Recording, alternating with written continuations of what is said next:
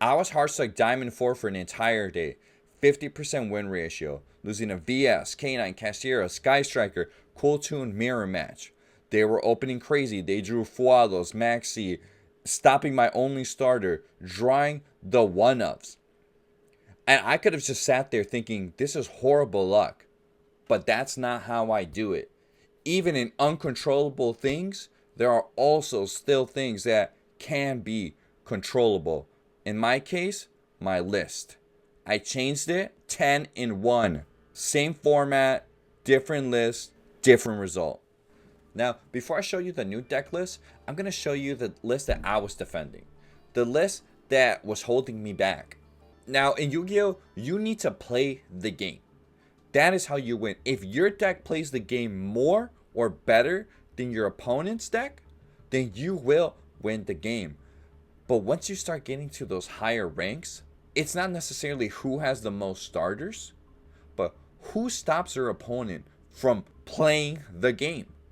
In this case, you're going to see here that I have cards that let me play the game, but my opponents are stopping me from playing the game. With the recent ban list in the TCG, you now have a format where Master Duel and the TCG are almost directly aligned, specifically for the best deck, right? Which in here is Cool Tune.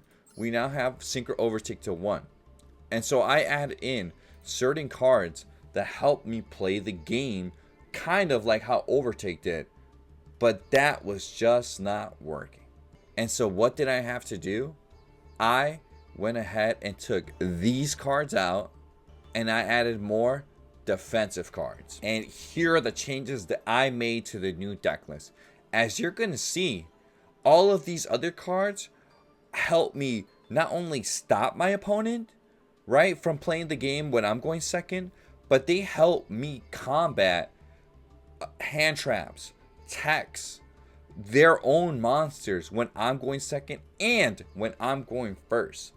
And what's even crazier, what makes Cool Tune such a great deck, is that these cards also help you play the game, which is what you want. Now, alright, Oscar, like everyone knows that they have to add these cards. I'm not going to stop here, and I'm not just going to tell you, oh yeah, these cards let me play the game. I'm going to show you how not only do they let me play the game, but how they also help me win the games in scenarios that the other cards before, if I drew them, I was doing nothing or probably losing that game. And now, I'm not just going to show you a replay. I'm not going to go deep diving into the analysis of this game. What I am going to talk about is the importance of having this mindset. If you have this mindset, not just in Yu-Gi-Oh, but in everything in life, realizing that, hey, you're not always going to be right. You're not always going to do the right or make the right call. You have to take a step back, analyze, reflect, critically think about the choices that you make, the decisions that you choose to do, and see, were they the best ones? Are they still the best ones? Because just like how formats in Yu-Gi-Oh change, life changes as well, and you need to adapt, right? And you need to accept that, hey, there is always room for improvement, and there is always room to grow. Now, this is exactly the scenario that I'm talking about. My opponent does the combo. They still have good cards, right? They still have the remix on the board, and I forgot what this was. I think it might have been like a KTS, right? So they have follow-up. They have a way to disrupt me, and I'm here with the brick. And yet, what do I draw for turn?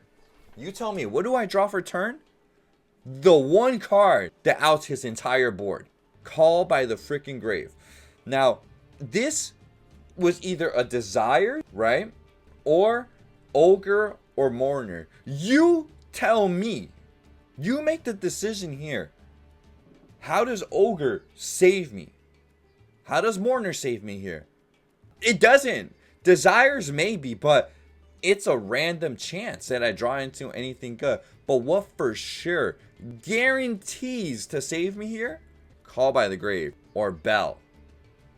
Those are the only two cards that save me here. And I draw it. And let's just watch what happens. I search Q, fast forward a little bit, goes, Call by the Graves. Look at this win ratio. This win rate is 73%. You're telling me you're not going to play this card. You're telling me Ogre's better than this card, right? And by you, I mean my old self, thinking that those cards were going to be good in this deck. And sometimes they're just not. And again, you have to go about it into the format that you're playing. Goes clip. I don't even care about this anymore. I just don't care. It is a KTS set. He could have popped my monster. Ogre was doing nothing. Warner was doing nothing. Maybe what? I stop a search. I get rid of his body. He still has JJ up. All of this doesn't matter. Boom. And here I go. Get my mech. And it's a GG. So this is the final result. Same day, same rank, different results. My opponents didn't get easier. The games were definitely not easier. But I gave myself a fighting chance. I gave myself a higher chance of winning unwinnable games. And that's the point of the video, that every loss can have an excuse, or you can take a different approach and stop defending or making excuses for why you can't do this, why you can't win in Yu-Gi-Oh, or why you can't get ahead. So be honest, what's holding you back?